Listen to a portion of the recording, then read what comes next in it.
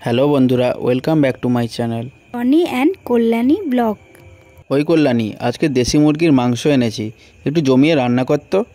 তাহলে আজকে দেশি মুরগির হালকা ঝোল করি।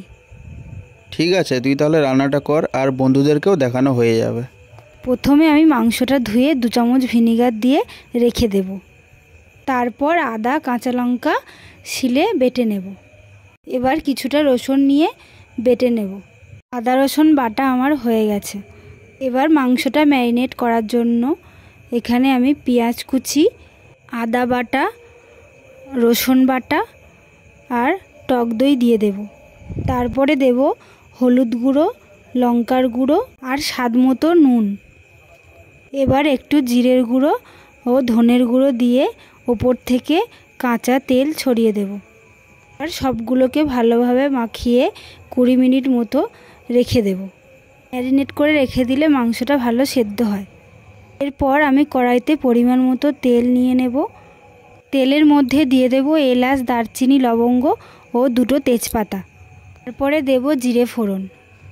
এবারে ম্যারিনেট করা মাংসটা দিয়ে ভালোভাবে নাড়তে থাকব।